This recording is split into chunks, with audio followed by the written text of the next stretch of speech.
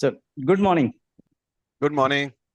So, I welcome all of you on this fine Sunday morning, and I welcome Speaker for the day, Dr. SOURABH DUTTA, and Dr. Ravi Sachan, moderator for the session.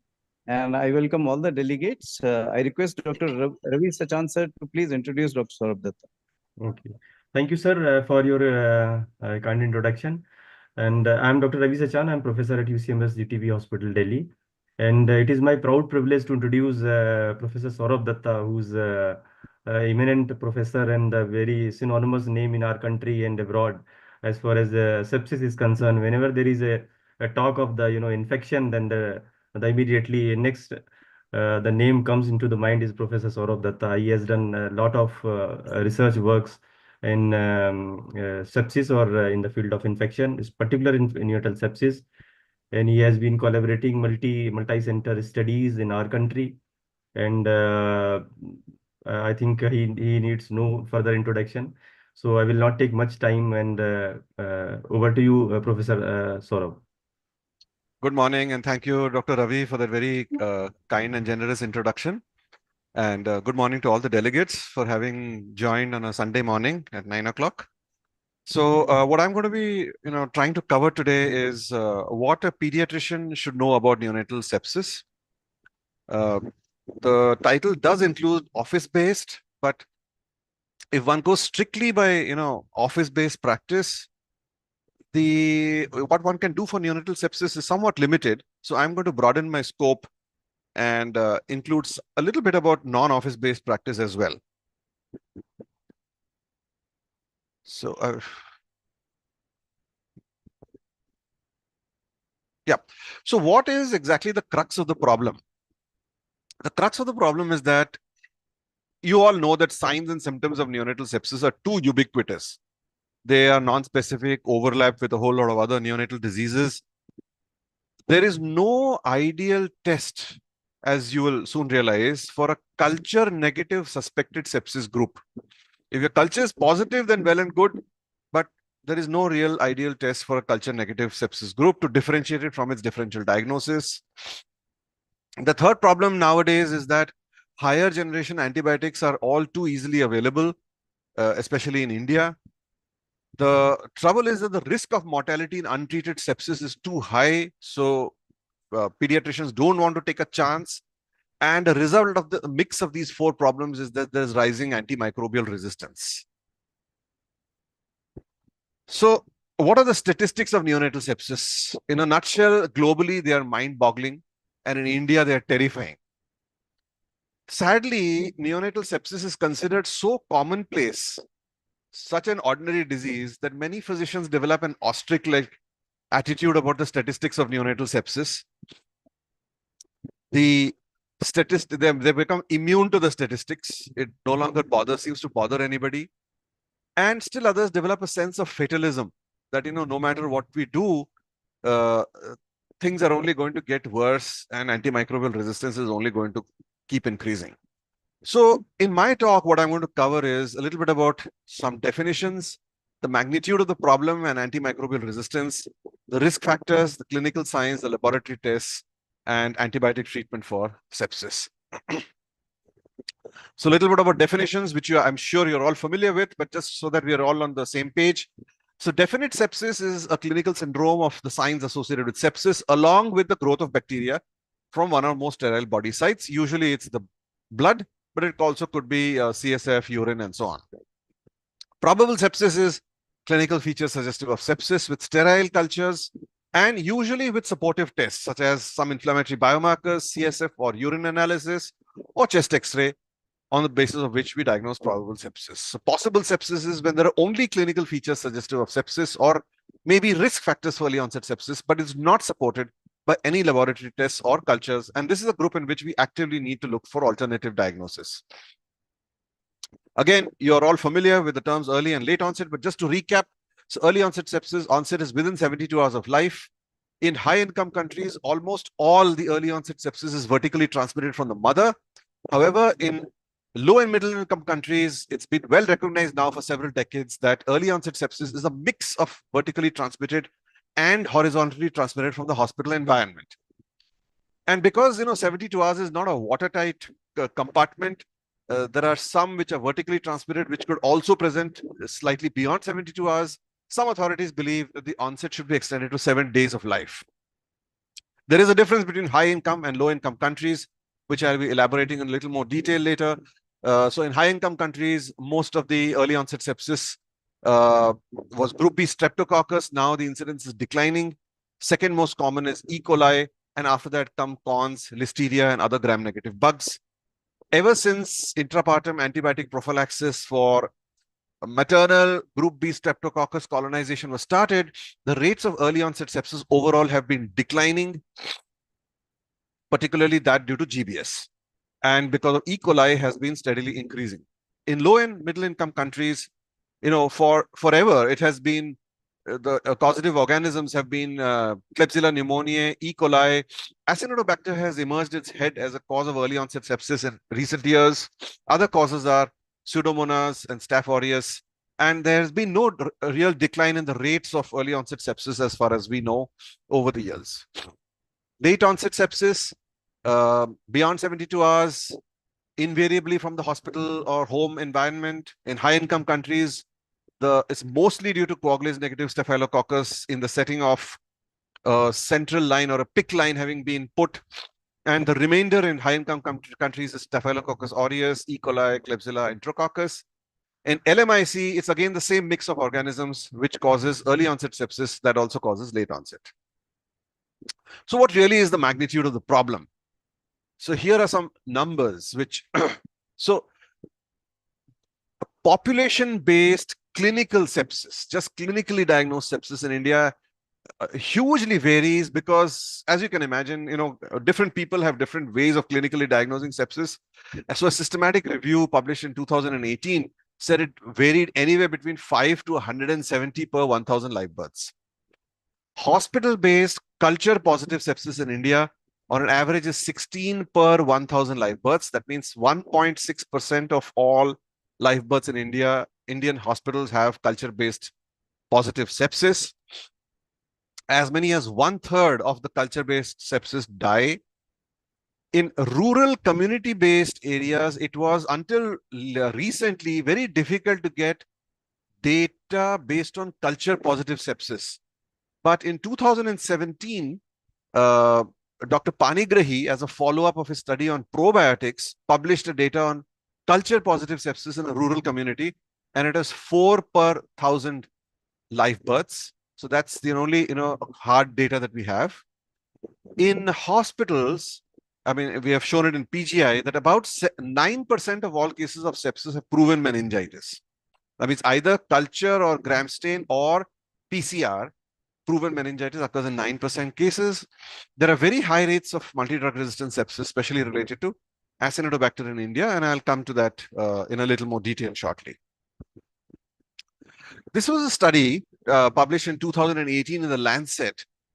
The causes of possible serious bacterial infection, or presentation with serial bacterial infection in neonates in South Asia. It was called the ANISA study, done in India, Bangladesh, and Pakistan. They had a huge number of neonates, more than 60,000. And of them, 9.5% had probable serious bacterial infection based on clinical grounds. Now, what is interesting in this study, and which very few other studies have been able to replicate, is that they actually did an extensive viral workup in all these episodes. So that's the interesting part. So of these 9.5% with probable infection, etiology was identified in 28% episodes. So, sort of a ballpark figure is about 1/4 the etiology can be identified. And interestingly, of that 28%, 16% were bacterial and as many as 12% were proven viral infections. So everything that presents like a serious, within quotes, bacterial infection is not necessarily bacterial. About 40% is actually viral. So the leading pathogens in the study, the most common was actually respiratory syncytial virus presenting with the sepsis-like illness, and then, of course, other infections. 4.3% died. The infectious cause was identified in 46% of those who died. Now, this is another interesting point, that amongst those who die of a presentation like a serious bacterial infection, the vast majority are actually bacterial.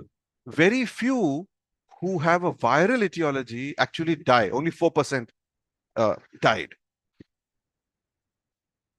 So what have we understood? There's hardly any difference between early and late onset sepsis in India. GBS is uncommon.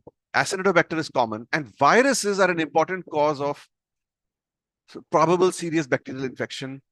When you look at patients who die, amongst them, the bacterial causes are important. So the Dennis study, the famous Dennis study, which was done in Delhi itself, they had more than 13,000 newborns admitted to the NICU for any reason. Of them, a third were assessed for infection because they had some signs and symptoms. And 14% were diagnosed to have a sepsis syndrome. Of them, 6%, roughly half, were culture positive. The remaining were culture negative. They did not look at viruses, but it wouldn't be surprising if a large chunk of that 8% was actually viruses. So this is the data from the Dennis study, which this figure is very often quoted. So here are, data from day 1, day 2, day 3, and so on, going up to day 7 and beyond, of everyone who had culture positive sepsis. The different colored bars show the proportion of patients with different organisms as a percentage. So you would note that if you just eyeball this data, as you go from day 1 to day 8, overall, there is no big difference between the so-called early onset and late onset sepsis in India. The proportions of, the sizes of these different colored segments remains roughly the same. The second important thing is, the very worrisome thing is that the bottom light blue segment is the Acinetobacter species, mostly Acinetobacter baumannii, which is multi-drug resistant and has much worse outcomes than other gram-negative bugs. The second most important organism was Klebsiella, the light orange bar, and then came cons. So Acinetobacter is really the new kid on the block, at least in North India. So this is again data from the Dennis study. They looked at the antimicrobial resistance and showed how it has a relationship to case fatality. So I'm just from their data picking up 3 important bugs: Acinetobacter, Klebsiella, and cons. For Acinetobacter and Klebsiella, I'm showing you what percentage were resistant to extended spectrum cephalosporins, carbapenems, and how many were multi-drug resistant.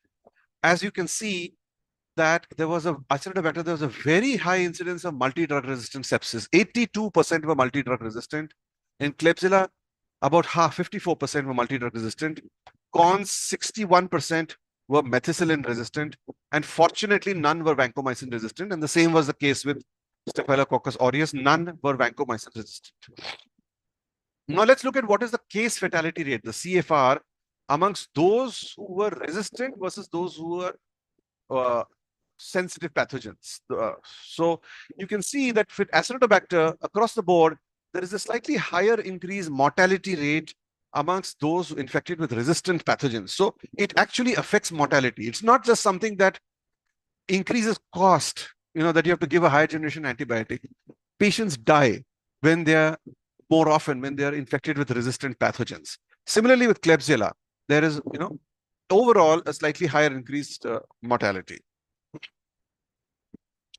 This is again a systematic review from 2019, showing you the resistance to various antibiotics. It's a systematic review of all studies from developing countries. You can see that there is a big difference between the hospital-based and the community-based data. When you, so each of the colored bars are different antibiotics. The purple one on the right side is meropenem. The black one is multi-drug resistance. And you can see that for Klebsiella, E. coli, Acinetobacter, Staph aureus, in all of them, the black bar is really tall. A lot of multi-drug resistance happening, at least in the gram-negative bugs, not so much with the gram-positive. And the meropenem resistance at that time in this systematic review was relatively less for Klebsiella and E. coli, but very high for Acinetobacter. Fortunately, things are slightly better in community-based infections. Although ampicillin, which is the left-hand side bluish gray bar, resistance is very high even in the community, and that has a bearing on the choice of antibiotics. So what have we learned so far? Let's pause and relook. That the profile of pathogens in India is very different from high income countries. The profile of pathogens is similar in early and late onset sepsis. There's an alarming rise in drug resistance, and there is a higher fatality whenever there is an infection with an antibiotic resistant pathogen. So now changing track, let's go on to what are the risk factors of sepsis. Now we are familiar with risk factors from the Western world.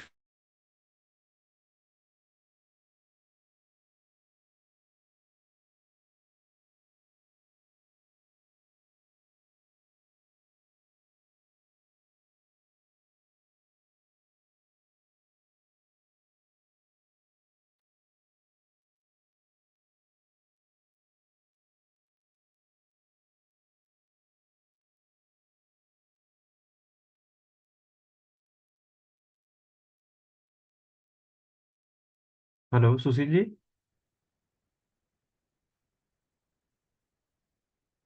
Hello, Dr. Saurabh, can you hear me?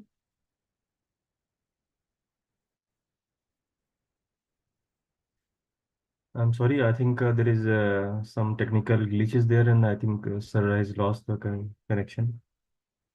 Just wait for a couple of minutes. Hello, Sushil ji, Mr. Sushil.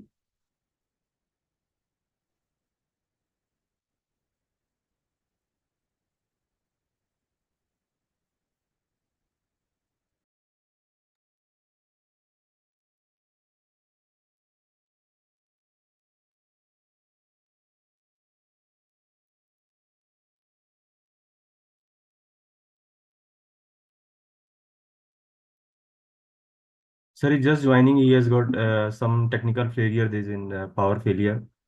He'll be just back.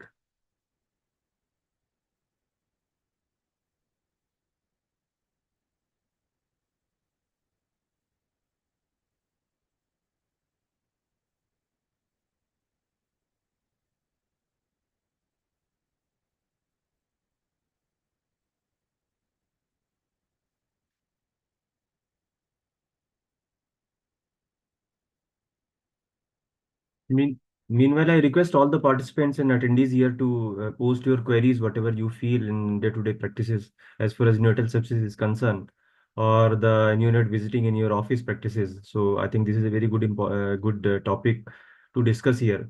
So kindly post your queries and doubts. I think Dr. Saurabh is a one man to answer all these queries.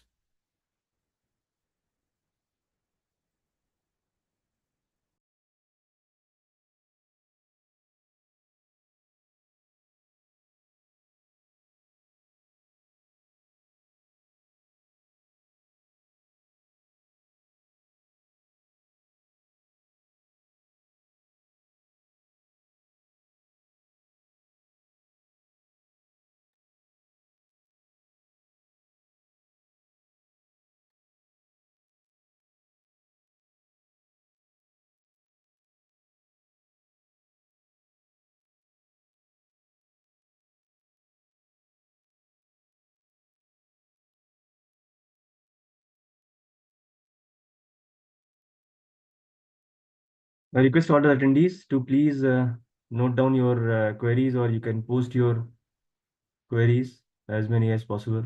We will try to sort out and Sushil ji, he's trying to join again. Sushil ji, please stay. Please help him.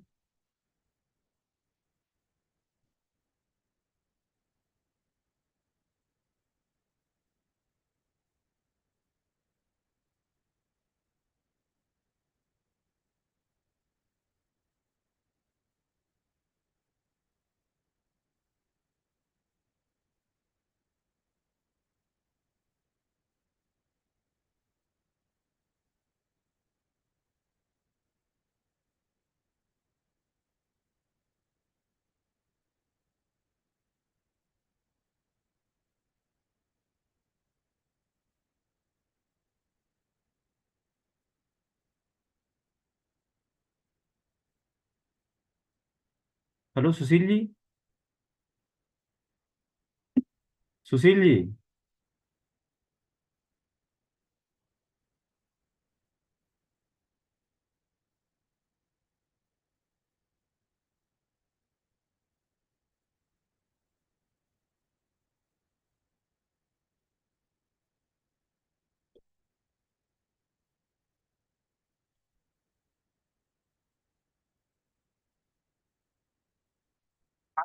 अरे आप कहाँ चले जाते हैं यार, meeting में रहिए ना।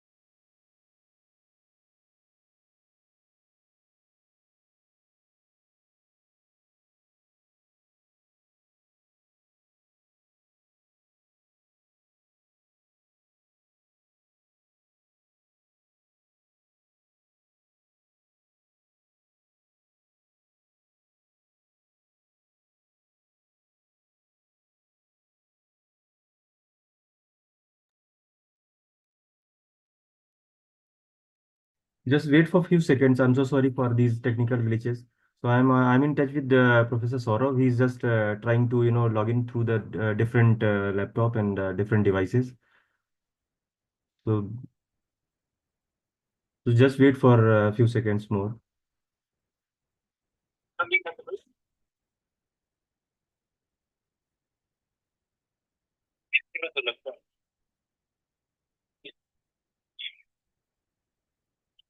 वो दूसरे लैपटॉप से ज्वाइन करने की कोशिश कर रहे हैं।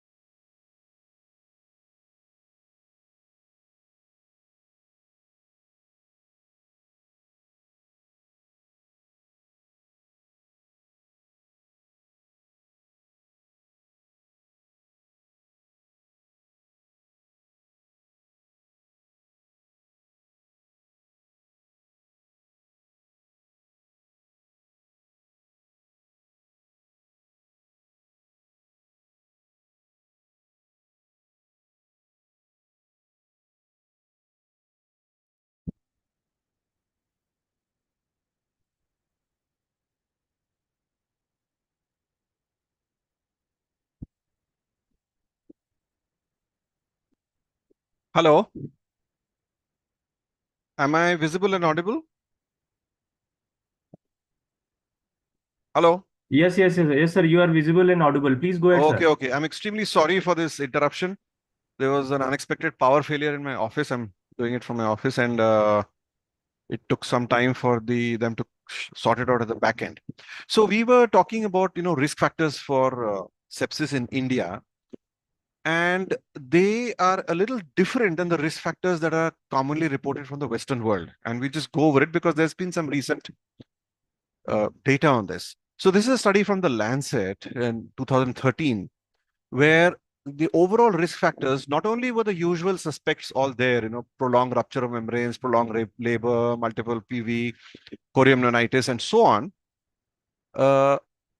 giving prolonged maternal antibiotics emerged as a risk factor. Meconium stained LICA was a risk factor. Amongst neonates, we all know prematurity, low birth weight is a risk factor, but there is some interesting data here. The need for resuscitation, the need for respiratory support, the need for IV fluids, arterial lines, and being an outborn infant were risk factors for neonatal sepsis in India, for early onset sepsis in India.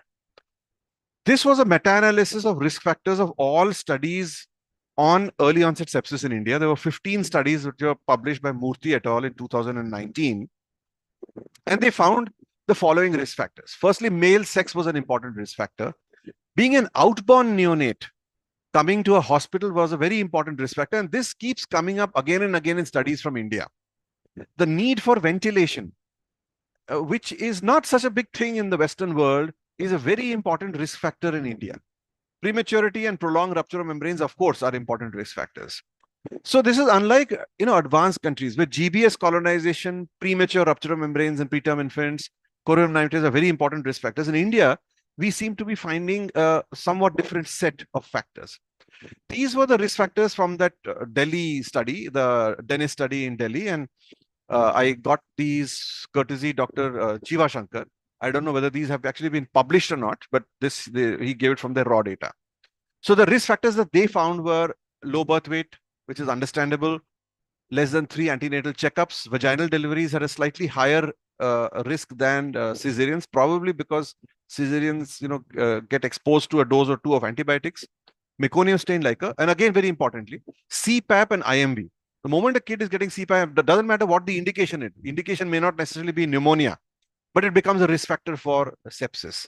And of course, vascular access is a risk factor for sepsis. This was a study published in 2022 called the Barnard study. It has a huge sample size done exclusively in African and Asian sites. And I've just highlighted the risk factors that they found after multivariable adjustment. So preterm was a risk factor, understandable. PROM was a risk factor that's well known, but look, it is not such a huge relative risk, just 1.57, and that's probably because we are giving antibiotics to a lot of mothers who have prolonged rupture. It's a known risk factor, so antibiotics get given. Now, planned and emergency cesarean section, they found increase the risk slightly.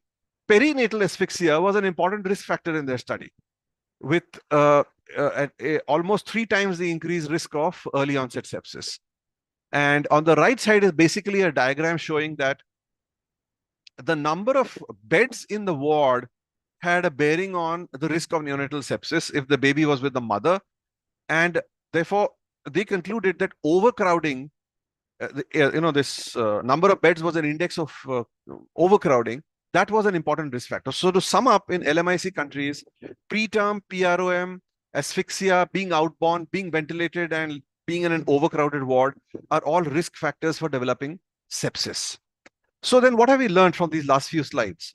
That there are many risk factors unique to India and developing countries which are not reported from high-income countries. Need for ventilation, need for resuscitation, being in an overcrowded ward, and so on. And outborn being referred to the hospital is a particularly important risk factor. So moving on to what are the clinical signs of neonatal sepsis. This is a set of clinical signs which are been reported from community studies by WHO and IMNCI. So include not feeding well, convulsions, fast breathing, severe chest indrawing, fever, hypothermia, and lack of movements. But we are more interested in what is happening in the hospital setting. So clinical features in the hospital setting, a large number have been reported. I've simply listed all of them here, and I'm not going to go through all of them. So they are, because you'll be familiar with all these clinical signs. So the systemic, hematological, cardiovascular, respiratory, CNS, GI, renal, skin signs. And there are organ-specific signs. So there's pneumonia, there could be tachypnea, retractions, grunt, and cyanosis. If already on respiratory support, that increasing ventilatory requirements, increasing secretions, and change in the nature of the secretions are clinical signs of sepsis. Meningitis, as we all know, mostly non-specific, unlike older age groups. And rarely you may have seizures or bulging, fontanelle, or coma, but these signs are very rare as manifestations of meningitis. UTI, unfortunately, mostly presents with non-specific signs, so it's very difficult to diagnose UTI clinically. Soft markers are poor weight gain, prolonged jaundice, fever, and vomiting. And may or may not occur in certain settings. Bone and joint, local signs of inflammation, not moving a limb, and fever are the clinical signs of osteomyelitis or septic arthritis. Now, we had done a study, which had published in 2003, looking at, it was one of the earliest studies done in a hospital setting, the signs of sepsis in an NICU setting. So we looked at a bunch of clinical signs in the neonate and the relationship with culture-proven sepsis. So the green bars are showing how often those signs happen and what is their positive predictive value. That means if you have the sign, what proportion of patients would actually be having sepsis. So we are interested in both the green and the orange bar being long. You can see that there are only a few signs where the positive predictive value is more than 30%. That means if that sign is present, there's a more than 30% chance that the patient has sepsis. And those signs were lethargy, retractions, fever, tachycardia, increased gastric aspirates, abdominal distension, and grunt. So we ended up making a score out of these 7 signs, giving them weightage depending on their likelihood ratio. And then we went on to validate this score and combine it with the traditional, sepsis screen that we do in blood. That means CRP and hematological parameters to see how well they were able to predict sepsis. So we had 220 neonates with clinical sepsis, which we recorded both at onset and again at 24 hours later. We did this 7-item score and the sepsis screen, and they evaluated it. So we looked at any one of the 7 signs being positive at the onset of infection, any one of the 7 being positive 24 hours later, and any one of the 7 being positive, or any of the screen parameters being positive. So when we look at any one of these signs positive or screen positive, it has a 95% sensitivity naturally, because we are being very liberal, any one sign being positive or any screen parameter positive, but its specificity is very low. That means you can never be sure that what you're picking up is really sepsis. There's very low chance that you'll miss sepsis because sensitivity is very high. The negative predictive value is also high if you take any one screen positive. If none of these 7 is positive and no screen parameter is positive, you're 91% sure that there is no sepsis. The more persistent the signs, that means if they're present at 24 hours, the higher is the positive predictive value and greater is the specificity. So if we are to sum up data from various studies, both from the community, that is, from a rural setting, from a primary healthcare setting, level 2, level 3 studies, then we find that there are some clinical signs that keep repeating again and again, irrespective of the setting. They are lethargy, fever, poor feeding, chest retractions, abdominal distension, tachypnea, increased aspirates. So if you are getting one of these, there is a reasonably high chance that you're dealing with a neonate who has sepsis. So what have we learned? Look out for the following signs: lethargy, poor feeding, fever, decreased movements, tachypnea, and grunting, because compared to the entire list of clinical signs that I had put in the first few slides, these are the ones that seem to have a higher association with actual clinical sepsis.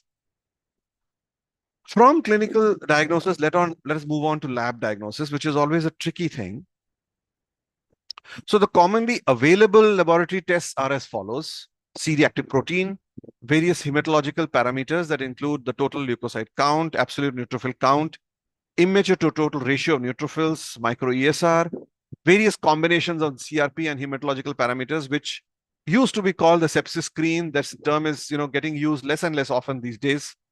Procalcitonin, blood culture, cerebrospinal fluid examination to rule out meningitis, urine analysis to rule out UTI, and chest X-ray.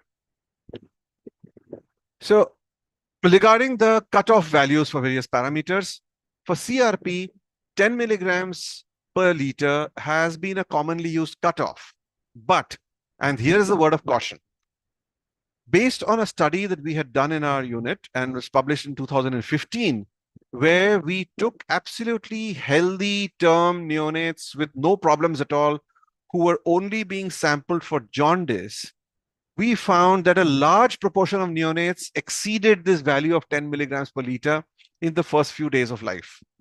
So especially in the first 96 hours of life, the false positivity rate of CRP is very, very high, and it should not be relied upon to make a diagnosis of sepsis. Hematological parameters, the ranges of normal values varies very widely depending on gestation and postnatal age. In extremely preterm, extremely low birth weight infants, the upper value of normal value of TLC and can go into up to even 30 to 40,000. So it's very difficult to interpret these hematological parameters, especially in extremely preterm infants. And what is problematic is that a single cutoff is not applicable for all gestational ages and postnatal ages. So various kinds of nomograms and charts have to be used, which make it very complicated. And Manrose and Mozino's charts used to be used earlier, but there's a lot of more recent data, and these charts may no longer be valid.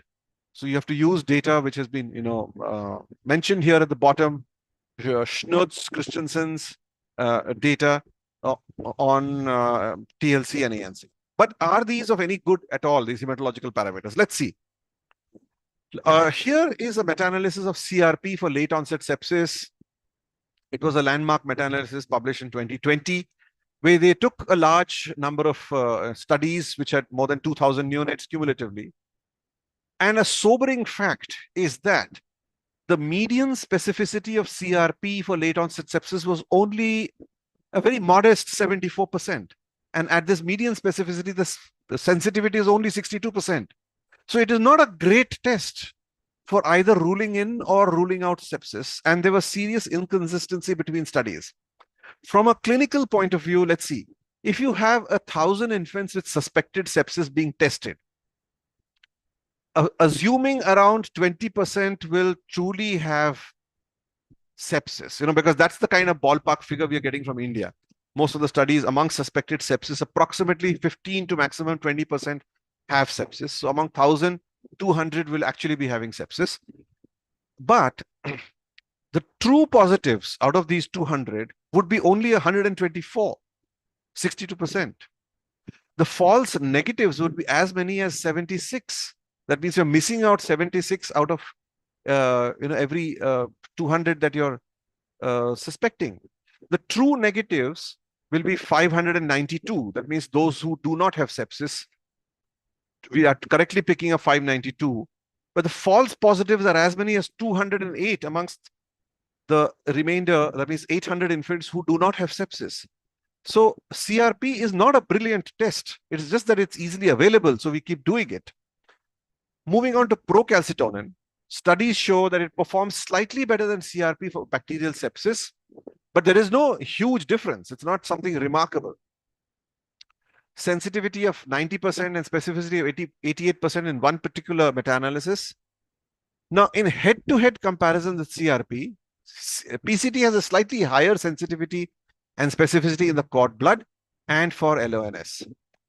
Now, what is heartening is that when you combine the results of CRP and PCT, you do both of them in a given patient, The combination has better sensitivity and specificity than either CRP or PCT alone.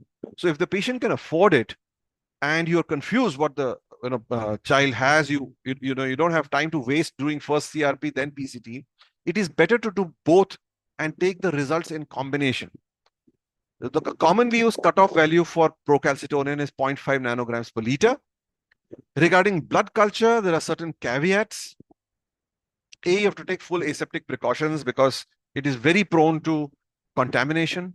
Minimum 1 ml is required. Use a pediatric blood culture bottle. Now, this is important that most gram-negative organisms grow, if they have to grow, they grow within 24 hours in automated systems these days. You do not have to wait for 48 hours to know whether a gram-negative bug is growing or not. Most gram-positive organisms grow within 48 hours, so we do need to wait for 48 hours. And here are some of the causes mentioned for false negatives and false positives with which you're all already familiar. Now, this was a very old study, but it's such a landmark study that is worth repeating it here. It is a study on the performance of repeat CRP, so that's why I put in here. So CRP in this study was done at onset and it was repeated at 24 hours and 48 hours. And on the left-hand side is early onset sepsis, right-hand side is late onset sepsis. The vertical blue bars are sensitivity, vertical orange bars are specificity, and what is most important is the vertical purple bar, which is the negative predictive value. Negative predictive value is that if your CRP is negative, how confident are you that it is not sepsis? So look at this. The value of CRP is its a negative predictive value. So you can see that all the purple bars are really high right from the beginning. So for early onset sepsis, late onset sepsis, as you keep repeating the CRP, the negative predictive value goes on increasing. It is modest around 80% at onset of the illness. 24 hours later, if you've repeated it and both are negative, it's 95% and almost 100% if 3 times it's negative. So what do we learn from this slide? It's that the value of CRP is not in its positive predictive value because the green bars are really, short. So positive predictive value is really bad. So only a negative CRP is able to rule out sepsis. In early onset sepsis, right from the beginning, a negative CRP is important because it rules out sepsis. In late onset sepsis, you need to repeat the CRP, and if it's repeatedly negative, then you're able to rule out sepsis. This is a study on hematological parameters in early onset sepsis. A huge database, American database, was taken, and the area under the ROC curves was calculated for various parameters. Just to refresh your memory, if the area under the ROC curve is close to the value of 1, usually somewhere between 0.9 to 1, then it's a good parameter. If it is close to the value of 0.5, it is hopeless in discriminating between sepsis and no sepsis. Look at all the hematological parameters. The areas under the ROC curves are really not impressive at all. They are somewhere between 0.55 to 0.69. None of the hematological parameters is able to reliably distinguish sepsis from no sepsis. So we should, practically give up doing hematological parameters for sepsis. And this is the same story again with late onset sepsis. This is, I've already talked about PCT versus CRP head-to-head comparisons. It is slightly better. I'm not going to go over the slide. And I've already talked about combining CRP and PCT, that combined, they are better than either of them alone. Now, moving on to blood cultures. What is the incubation time for neonatal blood cultures to become positive? This was a study done on 203 positive blood cultures. The top 2 rows are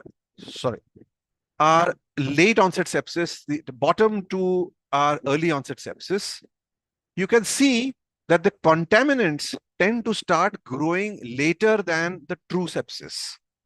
So the time of onset of positivity of culture is later when it's a contaminant compared to a true sepsis. So what is the minimum duration of antibiotics that you need to give based on ruling out sepsis on blood culture? This is a study that we had published in 2019. Time to positivity of blood culture, 845 samples. What is important here is this column of maximum time and a minimum time. So we are interested in the maximum time required by which the culture turns positive. Now I want you to focus your attention on the gram-negative organisms.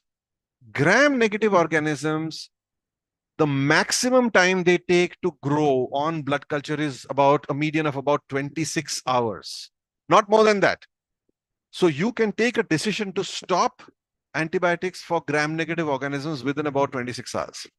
With gram-positives, it's a little different. They take a longer time to grow. But your gram-negative coverage can be stopped by about 24 hours if your culture is negative. Here's some information about meningitis and UTI. CSF examination must be done in all patients with suspected sepsis, and all those who are early onset with severe symptoms or were culture positive early onset sepsis. CSF culture is the gold standard, but maybe false negative because of prior antibiotics. The commonly used cutoff values are a WBC count above 25 to 30 cells per microliter, glucose less than 20 to 30, and protein more than 150 to 180. So we had performed a meta-analysis that got published this year on all a diagnostic test meta-analysis, looking at these three parameters to see what is their pooled sensitivity, specificity, and area under the curve. So here is the data for pleocytosis, that means increased counts, low glucose and high protein. As you can see, the pooled sensitivity was highest for the cell count, next highest for protein, and lowest for glucose. And the pooled specificity was more or less the same, with it being highest for protein. So as a result, the area under the ROC curve were the highest for cell count. There is now a lot of data which says that if you have a microtraumatic LP, that means you have RBCs in the LP, do not correct for the RBC count. Just use the raw WBC count as it is. For UTIs, you look at white blood cells in the urine, and the commonly used cutoff is more than 10 cells per microliter in uncentrifuged urine. Urine culture is the gold standard, but it has to be collected suprapubically or by a fresh catheterization. So from the lab test, what have we learned so far? One, that neither CRP nor procalcitonin is optimal. PCT may be slightly better, and if you can manage it, try to do both. And remember, if the test is negative, it has more value than the test is positive. A positive CRP or procalcitonin has very limited value. So they're better for excluding sepsis than diagnosing sepsis. Blood culture, gram-negative sepsis can be ruled out by no growth within 24 hours. You do not have to wait for 48 hours. Contaminants generally, but not always, will have an onset of growth beyond 48 hours. So if your cons is starts growing beyond 48 hours, you're reasonably sure that it's a contaminant. In CSF, glucose is the most poorly performing test. The highest sensitivity is that for pleocytosis. We now come to treatment, having crossed the issue about laboratory tests. And for treatment, one big problem always is what should be our choice of empirical antibiotics. So ideally, the choice of empirical antibiotics must be based upon local data of etiologic organisms and their antibiograms from culture data that you've collected in your own unit. The general principles are avoid third-generation cephalosporins unless you're dealing with meningitis, and try to combine antibiotics with which have known synergism. So the way you try to create an antibiotic policy for your unit is that you collect data for about 6 to 12 months, looking at sensitivity of bacteria, tabulate the frequency and sensitivity, determine sensitivity to common antibiotic combinations. You choose your first line and your second line combinations depending on the amount of coverage. Usually for the first line, it should be around 65-70% coverage. Second line around 80-85%. Third line should be covering all. So for units that do not have access to local antibiotic data, or we are seeing sepsis not very frequently, if you're in a setting where very few strains are likely to be resistant to common antibiotics, you can still use the WHO combination of AMPI or Clox with Genta or Amica, and AMPI or Ceftriaxone or meningitis. But these kind of scenarios are becoming increasingly less and less common these days, unless you're absolutely in a primary health setting, with very little resistance in the community. Where most strains are likely to be resistant, your choices are first line, either ciprofloxacin, piperacillin, tazobactam with amikacin. The second line would have to be meropenem and add vancomycin if MRSA is being suspected. What do you do with antibiotics after you have a culture sensitivity report? If the report shows resistance to the empirical antibiotics and the neonate is not showing satisfactory improvement, you upgrade to the simplest and the narrowest spectrum sensitive antibiotic possible. If the neonate is showing clear-cut clinical improvement, you may cautiously continue with the resistant empiric antibiotics, assuming in vivo sensitivity. However, avoid resistant antibiotics if it is CNS or deep-seated infection, even if the neonate is apparently showing some clinical improvement. If the report shows sensitivity to simpler antibiotics than what you have been giving empirically, always de-escalate to the narrow spectrum antibiotics, even if the patient was improving on the empiric antibiotics, and then include the duration of the sensitive empiric antibiotics while calculating the total duration. The advantages of de-escalation are pretty obvious. So what should be the duration of antibiotics? So if it is suspected sepsis, subsequent clinical course and biomarkers are not suggestive of sepsis, stop as soon as the blood culture is reported sterile. Do not give a single day extra antibiotics. Culture negative probable sepsis, maximum of 5 to 7 days for something like a radiological pneumonia. Culture positive sepsis with no meningitis, 7 to 14 days. Earlier, there was an ambiguity whether it should be 7 days, 10 days, or 14 days. We have recently completed a multicentric non-inferiority trial in which we have shown that those who remit by 5 to 7 days clinically, it is safe to stop antibiotic at 7 days. This paper is currently under publication. Meningitis, you have no choice. The literature based on very little evidence says 21 days, but you can't get away from that because there is no better evidence. Ventriculitis, 4 to 6 weeks. Bone and joint infections and deep-seated infections, 4 to 6 weeks. Now, remember that most of the above durations of antibiotics are not based on strong evidence, but have come into clinical practice by convention, except for the one on culture-positive sepsis, which I talked about a little while ago. This is the WHO handbook recommendation for antibiotic regimes. They still recommend first choice, Ampigenta, second choice, one of the third generation cephalosporins plus Amica. And they say in settings of high resistance, especially hospital-acquired infections, give broad-spectrum antibiotics like piperacillin, tazobactam. But let us see actual data of what is happening on the ground. This was a landmark study, the NEONATAL study. Some of the Delhi units were part of this study. It is published just last year, 2023, in PLOS ONE.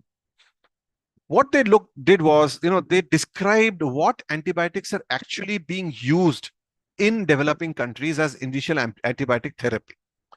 They found that, mind-boggling 206 different combinations of empiric antibiotics had been used from various sites across, developing countries in Asia, Africa, and Latin America, and so on.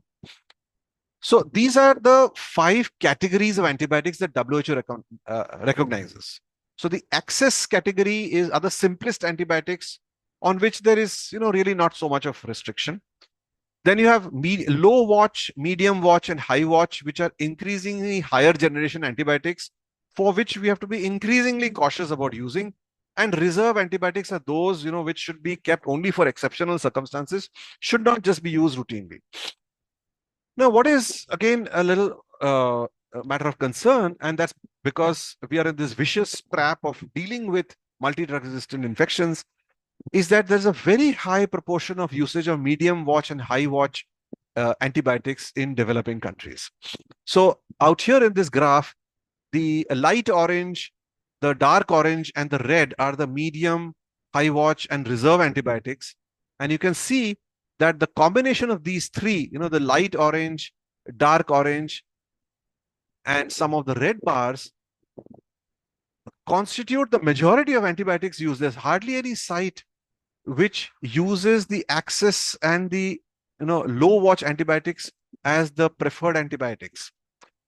So this is the state of affairs nowadays. And this is a very interesting piece of information on how do pediatricians tend to change antibiotics from the initial empiric antibiotics to the next level antibiotics.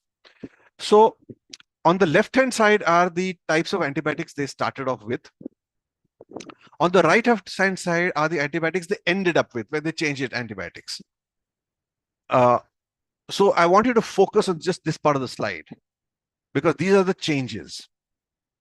Now, we would like to see, that those who started off with high watch antibiotics should be changing it to a lower generation antibiotics rather than a higher generation antibiotics. But what we are seeing is actually the reverse. Medium watch, apart from the ones in which it was stopped, the big thick orange line, the next big thick orange line is the one that ends up with high watch. So those who start off with medium watch antibiotics are ending up with high watch antibiotics. Those who are starting with high watch are ending up with reserve antibiotics, and so on. So across the board, there is a tendency to switch to higher generation antibiotics within the first 1 or 2 days of starting empiric antibiotics. And this again, reiterates the same fact specifically from India. So there is a very high usage of watch and reserve antibiotics, often used empirically and empirically upgraded to higher level antibiotics. I'm just going to skip this slide and go on to the common antibiotic regimes and survival. What happens if you use lower generation antibiotics? What happens when you use higher generation antibiotics? So this is a study looking at survival on the y-axis, and these are the follow-up days. So when did death occur in infants who are given different combinations of antibiotics? So the red one is Ampigenta. The green one is, a higher generation antibiotic, ceftazidime, amikacin. And what they found was that the lowest deaths, the best survival was with ceftazidime amikacin combination compared to this ampicillin gentamicin or amoxicillin amikacin combination. It is a matter of concern that the piperacillin tazobactam amikacin combination also had a very high number of deaths, in fact, according to this, even worse than the ampi-amica. So what is happening is that we are in this trap now, that because resistance is high, if you give the lower generation antibiotics, is resulting in more deaths, and that is pushing people to give higher generation antibiotics, ceftazidime, amica, miro, colistin, and so on. And that is perpetuating this cycle of antimicrobial resistance. The question often asked, especially by practicing pediatricians, is that do oral antibiotics have any role in the treatment of neonatal sepsis? So I would like your attention on these last few slides. So this is a study, the top one, in neonates born at risk to mothers with various risk factors, but they are asymptomatic after birth. Can you treat them with oral antibiotics instead of putting in a cannula and giving IV antibiotics? This was a study published from BHU in 2020. So they compared oral amoxiclav versus IV ampi-amica. They should have designed it as what is called a non-inferiority trial, but they did not do so. So there were a lot of methodological problems. And they looked at only clinical sepsis by 3 days, in which they found there was no difference. So this trial essentially was inconclusive. So based on this, we cannot change our practice. There's only one such trial. It was a small trial, non-inferiority, inconclusive. The second was a community-based trial, which again is not really applicable for a hospital setting where most of us are working. So they looked at young infants with fast breathing, where referral was not possible. And they tried to look at whether oral amoxicillin was equivalent to giving procaine penicillin gentamicin. They found that the incidence of, their outcome was similar, 19% versus 22% in the two arms, and they demonstrated equivalence. So in a community setting, they say that if referral is not possible, you could try out oral amoxicillin. next question is, okay, if you've started with IV, can we switch over to oral therapy after 2 days of IV? Now, this is a meta-analysis published in 2019 by a group in Netherlands. All of these were community-based trials. Basically, there were only 3 trials, not very large. And all of them had penicillin gentamicin given for the first few days, followed by oral amox. And what they found, their pooled analysis, was that there was no significant difference in the treatment failure rates and mortality. Again, this is something that needs to be looked at as a non-inferiority question. But as far as this is concerned, there seems to be encouraging results of switching from IV to oral in a community setting only. This is not hospital-based. Is it valid in a hospital setting? Till now, only one trial has been performed by that same Netherlands group, published 2 years ago in the Lancet. They took, and this is important, only probable sepsis, more mature babies, bigger babies, because they wanted to take babies who are at very little risk of mortality. So all culture positive sepsis was excluded.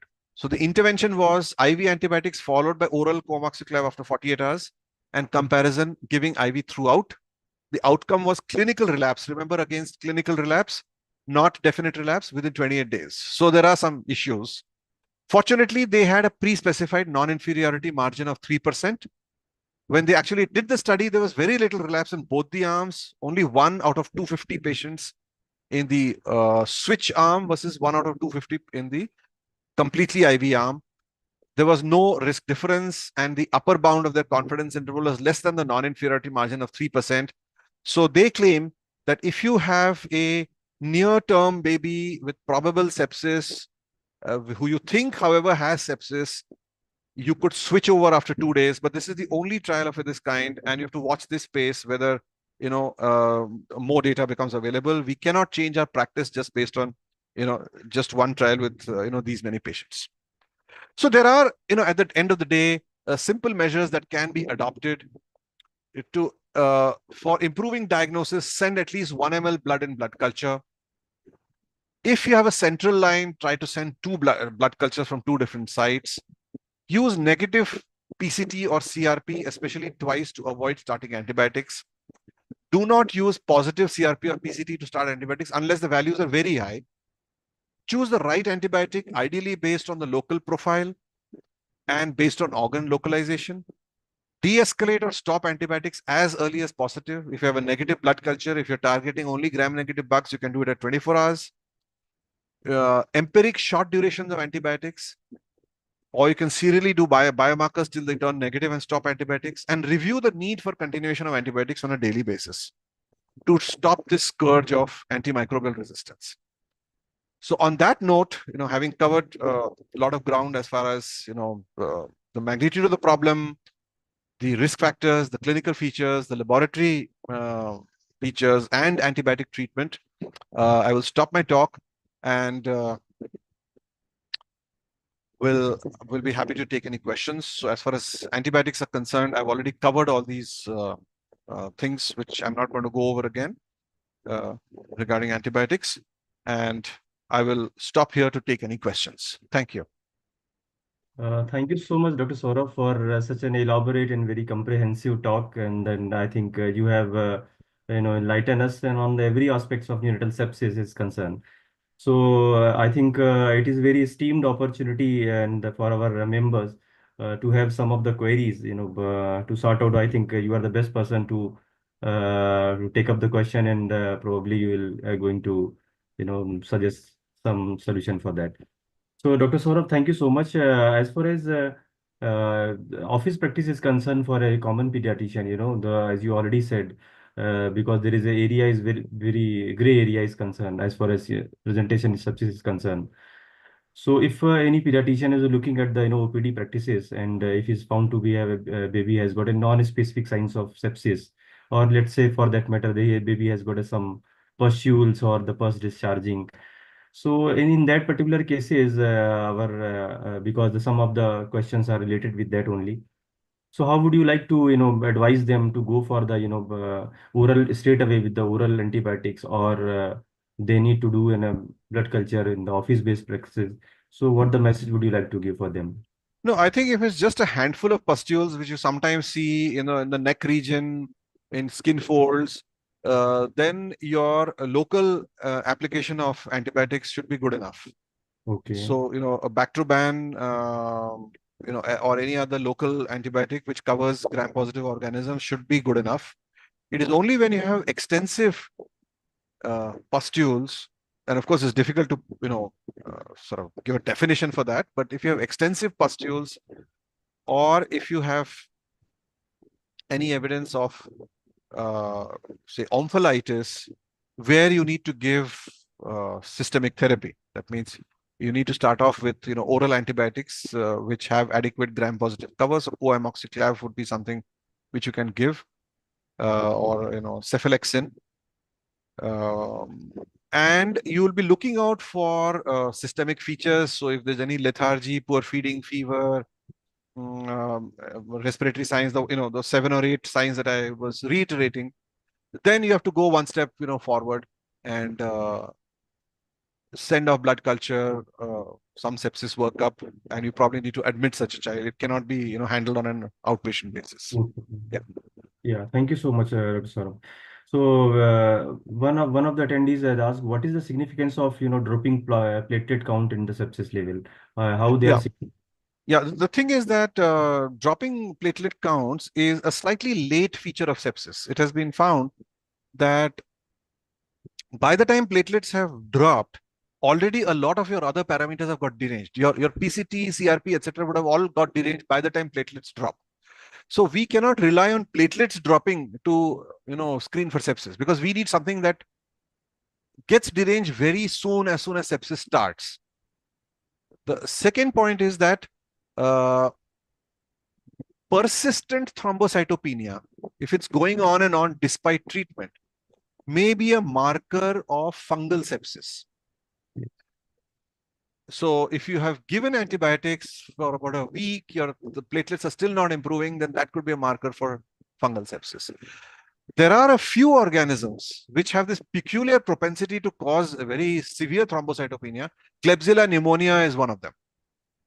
So Klebsiella pneumonia tends to cause much more severe thrombocytopenia than other organisms, requiring repeated platelet transfusions.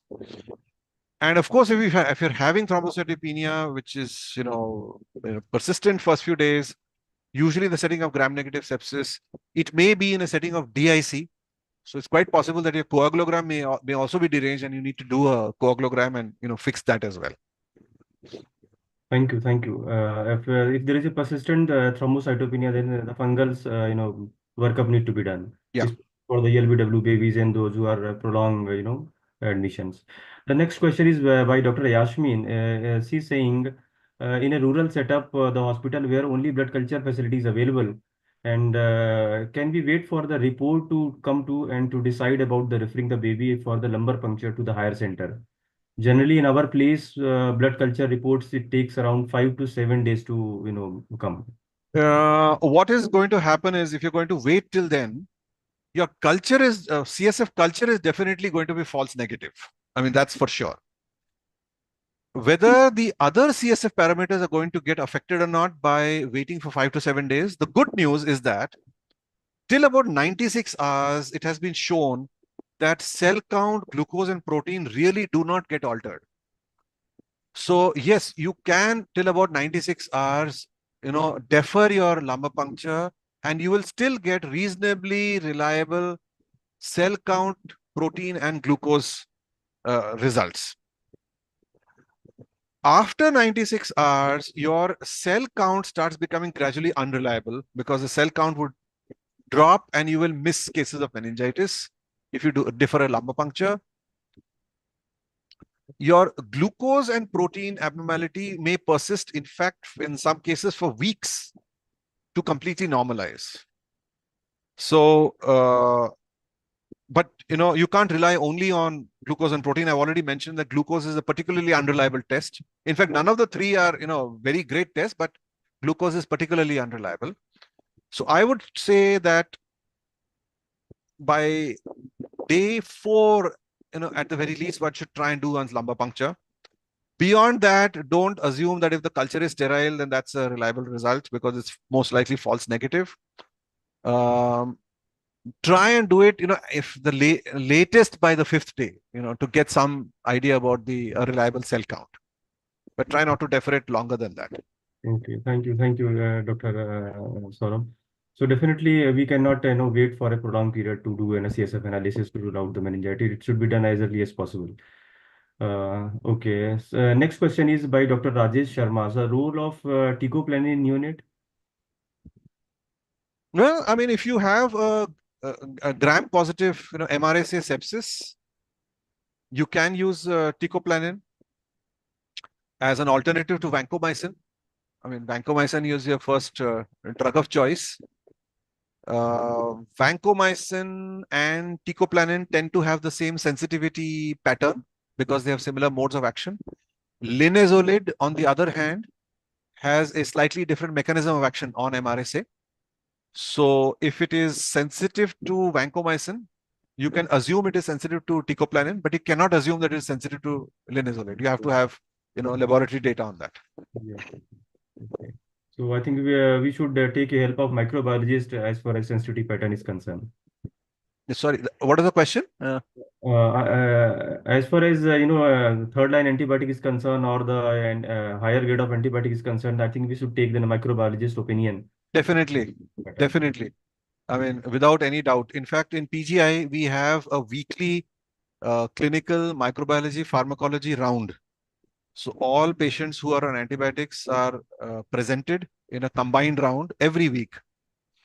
And we have a joint discussion about whether to continue antibiotics, downgrade, upgrade, and so on and so forth. And supposing in the middle of the week, we need their opinion, we always, we keep calling them up very frequently. Yes. So the general saying goes the first line antibiotic, the resident can change, start first line antibiotic, second line by the consultant, third line by the microbiologist. So it's a general well saying in our NIC. So thank you, Dr. Saurabh. And next question, we are taking the participants wants to know, can probiotic be given in a neonate with sepsis? With sepsis? Yeah. Well, probiotics will have no role once sepsis has already developed. But probiotics may have some role as a prophylaxis for sepsis. So it's the evidence for necrotizing enterocolitis is stronger in very low birth weight infants. There are some concerns about extremely low birth, less than 750 grams, is probiotics actually helps or not. There's a controversy. But in the middle range from about 1000 to 1500 grams, there is evidence that it decreases the incidence of necrotizing enterocolitis. There is less strong evidence that it decreases sepsis. There was a large study done in Orissa by Dr. Panigrahi, which was published in Nature, which showed that in a rural setting, giving prophylactic probiotics actually helped in decreasing the incidence of culture-proven sepsis. But once sepsis has already developed, there isn't much of a role of giving probiotics. You may consider it after you've finished your antibiotic course to kind of restore the microbiome for some antibiotic-induced diarrhea and so on. But it has no role in the treatment of sepsis. Yeah. In fact, if you have GI symptoms as part of your sepsis, you should actively avoid probiotics, because the handful of cases of probiotic-induced septicemia, means because of the probiotic organism, have all been in cases where there has been established necrotizing enterocolitis, established GI symptoms or surgical GI problems, and somebody has given probiotics. So especially with GI symptoms, avoid it till you finished your antibiotic course.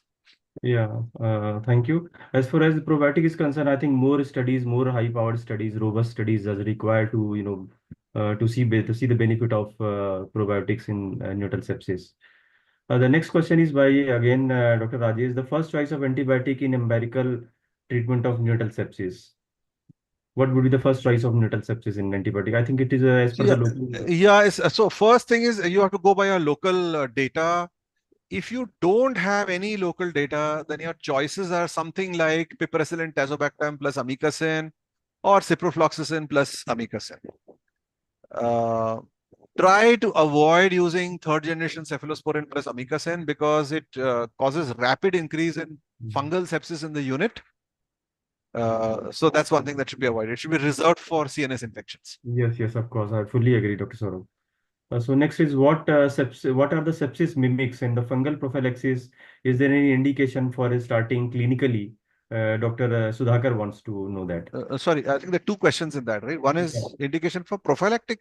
Yeah, what is the sepsis mimics? You know, one. What are Oh, the sepsis, basically all the differential diagnosis of sepsis in a term infant, you'll have to exclude things like congenital heart disease, meconium aspiration syndrome, perinatal asphyxia, and increasingly inborn errors of metabolism nowadays that many units have the facilities to diagnose inborn errors. Earlier I think a lot of them used to get missed, but now many of them are getting picked up. Very close sepsis mimics. In preterm infants, the list is almost endless. Yes, So, but remember one thing, that a lot of these sepsis, even the severe ones, are actually viral. All of us, across India now, we should focus on strengthening our ability to diagnose viral infections in neonates. Push our microbiology departments, virology departments, private labs to invest in viral, because the studies which actually looked at viral infections in the big studies, the ANISA study and others, they did find a lot of viruses closely mimicking bacterial sepsis. okay, thank you. So he's just in addition to this question, he wanted to know that is there any indication for starting prophylaxis of fungal infection? Yeah, so there haven't been any recent studies, but there were a spate of studies, I think in the early 2000s, late 1990s, prophylactic fluconazole versus placebo, and which did show the meta-analysis did show a reduction in invasive fungal infection, but it should be used only in those units which have a high baseline rate of fungal infections, because only then it is worth it the while to give prophylactic anti-fluconazole. If you anyway have a low baseline rate, then the advantage of giving prophylactic fluconazole to all very low birth weight infants is not much. Your number needed to treat will be too high. Yes, yes. And what I would suggest is actually you should focus more on, preventive measures like extubating babies quickly, your, hand hygiene and, aseptic non-touch techniques, promoting breastfeeding and so on and so forth, trying to get babies out of the NICU as soon as possible, out of ventilation as soon as possible, rather than, going to prophylactic fluconazole. Yes, yes. Because anything which is started prophylactically, invariably over time, resistance develops to that. And then it becomes a problem to treat it when you actually have a genuine infection. So it is better to avoid it unless, your baseline rate is high. You can use it temporarily for some time till it comes down. And then, focus your attention on other measures to prevent fungal infection. Yeah, very rightly said, Dr. Saurabh. Because of the supportive measurement and the taking all the precautions of infection in the ICU, that will help in for a long term. So the next question is the treatment of viral meningitis if it is diagnosed in neonate. Well, it is just supportive treatment, because unless you have herpes causing encephalitis and meningoencephalitis, and you are picking up herpes HSV DNA PCR, where you will be treating with acyclovir, or you have a CMV causing meningoencephalitis, and you're picking up where you'll give valganciclovir or ganciclovir for treatment. Most other viral infections don't have any specific therapy. So in high-income countries, for enterovirus meningitis, there is a drug which is used. I forget its name now, but it's not available in India, prohibitively expensive. So I think we can forget about it. So basically, you're left with only two things. If you're dealing with proven HSV or CMV, then you have a treatment option. Otherwise, just supportive care. And generally, their outcomes are better. In the enterovirus group and all that, the outcomes are better than bacterial meningitis, and they don't tend to cause ventriculitis as a complication, which bacterial meningitis often causes. Thank you, Dr. Saurabh. And one is a very interesting question by the Dr. Chatterjee. So as you already elaborated, and we all know that in come across the different unit in our country, we are dealing with the multiple, MDR kind of bugs there. So in that situation, Dr. Chatterjee wants to know what are the, regarding the antibiotic, how we are going to choose about the antibiotics, especially for the meningitis is concerned. No, are you saying a proven meningitis due to an MDR organism, No. or it is Yes, just yes. Proven. meningitis in a setting, in a unit which has a lot of MDR? I mean, MDR proven meningitis. so MDR proven meningitis, I mean, it all depends on which group it is. If it happens to be carbapenem sensitive, if you're lucky, then carbapenems have reasonably good CNS penetration. You would use meropenem in preference to imipenem. The trouble is if it is, even carbapenem resistant, that's when the trouble starts. Because colistin, which is a drug which is now increasingly getting used for carbapenem resistant Enterobacteriaceae, has very poor CNS penetration. And as a result, the relapse rates, the sequelae, the chances of ventriculitis are much higher if you're using colistin. Acinetobacter baumannii, in our experience, causes a lot of CNS infections and ventriculitis, and we have ended up giving intraventricular colistin to many of these neonates. Their neurological outcomes are uniformly bad. Minocycline, unfortunately, now some units have even started using that because of this meningitis with a carbapenem resistant colistin intermediate sensitive kind of situation, not responding to colistin. Minocycline has a better CNS penetration, but again, I think this should not be used very liberally. You must have a joint discussion with the microbiologist, and only if you're absolutely driven to the wall would you use minocycline as an alternative for MDR infections. Okay, thank you, Dr. Saurabh. So next question is by Dr. Manjusha. She says she's asking for how long, and as far as age is concerned, we can go for the CRP. Means till what age? Yeah, what age? Till what age we can do? Yes. I mean, usually they say young infants, which means about 60 days. I am not very confident about the literature regarding CRP beyond that period. But I do know that pediatricians and even adult physicians also use CRP. I don't know about its actual sensitivity and specificity beyond 60 days. Yeah, but I mean, even within 60 days, its sensitivity specificity is not that great. yeah, exactly. So it will probably be even worse beyond that period. So it has to be interpreted with caution, Yeah. pros and cons of this doing CRP. Yep. Okay. The Tina Goyal wants to know, in the early on steps, it is advisable to do CRP procalcitonin done on day 1, 2. I think you have already elaborated. No. Procalcitonin, especially, I think it's better to avoid it for the first 96 hours because there is a huge surge of procalcitonin that happens. It increases exponentially. I mean, it goes up like 100-fold, not just, 1 or 2 times. And then it gradually comes down by about 96 hours. And then, of course, people have made nomograms. You have to read off the nomograms, but none of them, is really, it's not satisfactory. Yeah, exactly. So the chances of making a mistake is very high.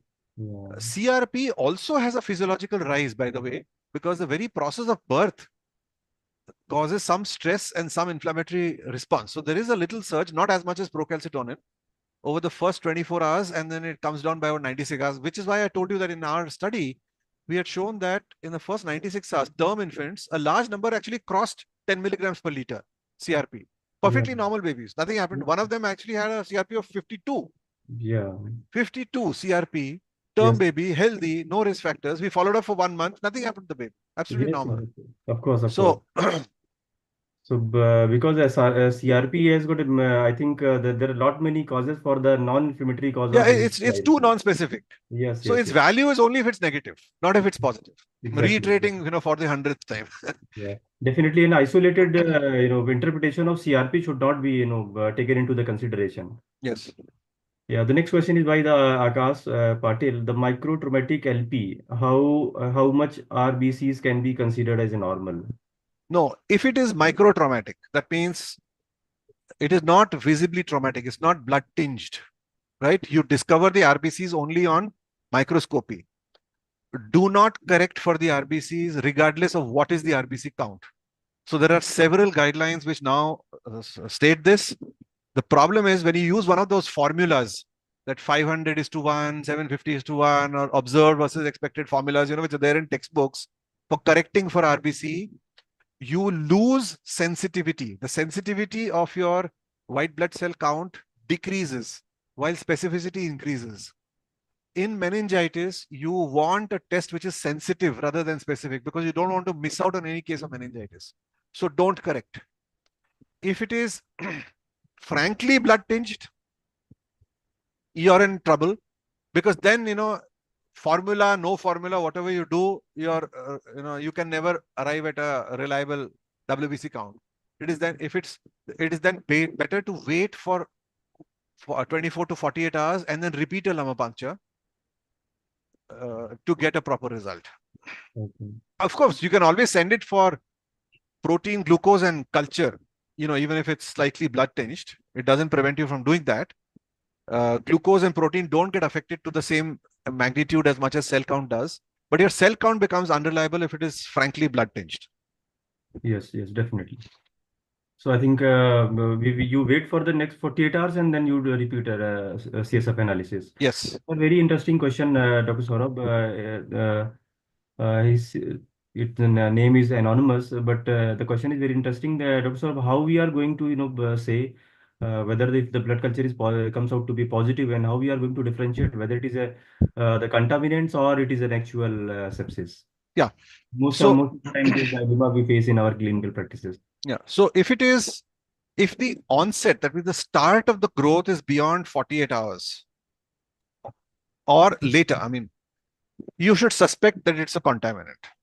There is no guarantee that it's a contaminant, but the later the onset of the growth, the more likely it is a contaminant. So suppose something starts growing at 96 hours, it's much more likely to be a contaminant than something whose growth had started at 24 hours. As you rightly said in your presentation also, that if it is a gram-negative septicemia, it will start growing around the mean time is 26 hours. Yeah, within 24 hours, all your gram-negatives will grow. Yeah. If you're dealing with cons, and it is growing beyond 48 hours, you're almost certainly dealing with a contaminant. And then, of course, there are certain bugs which are well-known contaminants, like Corynebacterium species, Propionibacterium species, aerobic spore bearers, Micrococcus. If these grow in your blood culture, then it is almost certain that these are contaminants because they usually don't cause sepsis in neonates. Okay, thank you, Dr. SOURABH. Another question is by Dr. Akash Patil. He said he wants to know if there is a fungal sepsis, proven fungal sepsis, then how long we are going to give a duration of antifungal. Yeah, that question is impossible to answer because there is no evidence in literature. Nobody has done head-to-head trials comparing various durations of antifungals for proven fungal infection. The IDSA guidelines from the USA, the famous IDSA, which issues guidelines for infection, they say for neonatal fungal sepsis proven, it should be 14 days from the last negative culture. Which means that, once you have a positive culture, repeat a culture maybe after 40 to 72 hours. If that is still positive, repeat it again after another 40 to 72 hours. Once you get a negative culture, give 14 days from that. But even they concede that this is not based on any, great evidence. Very, very poor observational study data. But that's the best that we have. Yeah, thank you. Another question is by Dr. Mohit Agarwal, sir. What is the cutoff for the PCT cord blood if it is required and for the first 4 days? Is there any cutoff? No. I would suggest that you look at the NEOPINS study. NEOPINS, the NEOPINS study, which is published in the Lancet. We were also, co-authors in that. So what they did was they used procalcitonin to rule out early onset sepsis. So they actually used a nomogram, hourly based nomogram, and they have quoted it in their study. So you can have access to that nomogram. They have, and if you do want to use that nomogram. Okay. So another question is by Dr. Rath. He's saying about is there any role of tracheal aspiration or some doing mini ball and how we take into the consideration of as far as antibiotics concerned. See, your endotracheal aspirates, I think that's what you mean, right? There's an Yes, ET yes, tube in yes. place and you're taking an Yes, aspirate. Yeah. yes, yes, yes, yes. The risk, the endotracheal tubes get colonized very, very quickly. So if you have an indwelling endotracheal tube for a few hours, you can be rest assured it's got colonized. So picking up a bug on endotracheal aspirate doesn't mean much. It means that the endotracheal tube is colonized with that bug. If you are intubating a baby and you have a completely fresh endotracheal tube, and within a few minutes you send an aspirate, that may still have some value as far as the etiologic organism is concerned.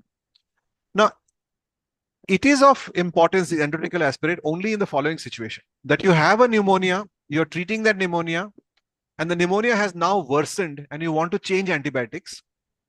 Just keep in mind, at the back of your mind, that the antibiotics you're using should cover what you have grown in tracheal aspirate. Maybe that organism has got aspirated into the lungs and is responsible. So make sure that that also gets covered. But tracheal aspirates per se are not a very good indicator of the etiologic organism. For that, you do need a bronchoalveolar lavage, which is very difficult in neonate. Doing a proper bronchoalveolar lavage in which your catheter which is going in is not getting contaminated while it's going in and while it's coming out from that same inner lining of the ET tube. So Yeah. you would need to have a protected sheath, and how to do all that in a sick baby on a ventilator who's premature. It's easy to say in theory. In practice, it's very, very difficult to do a mini ball or a ball. Yeah, exactly. So thank you, Dr. Saurabh. Another question is by the Dr. Anupam. In a newborn with antenatal septic setting, do we CBC, CRP at birth, and then after 72 hours, do we need to do any other investigation to rule out early onset sepsis? No, doing hematological parameters is useless. I mean, they should be given up, actually. Yes, definitely, definitely. At Uh, birth, it doesn't give any interpretation. yeah. Another is by Dr. C.S. Can we use amoxicillin in place of ampicillin as a first line therapy? Yes. No, for what? He has For not mentioned firstly, anything. see, in hospital-based settings in India, ampicillin gentamicin doesn't work. The resistance rates are just too high. Unfortunately, it's a very unfortunate fact that we are now left with very few settings where it actually works. So it will be like a primary healthcare setting, patient coming straight from home, and in that area, resistance rates in the community are low. What we are finding, what Suman Chaurasia's systematic review showed, that even in the community settings in the developing world, now ampicillin resistant rates are pretty high. Yes, yes. So it is hardly any scope now for using ampicillin, gentamicin. Yes, yes, And yes. now to replace it with amoxicillin, the question doesn't arise, for treating neonatal sepsis. Don't even try it. So the next question is by Dr. Punish Agrawal. So is there any role of IVIG in neonatal sepsis? No, there's no role of IVIG in neonatal sepsis. There is, huge meta-analysis, huge trials done to show that there's no role. Your medical representatives of pharmaceutical companies will still come to you saying that, oh no, why don't you try this IgM enriched IVIG? But no, there is no evidence that even that works. Yeah.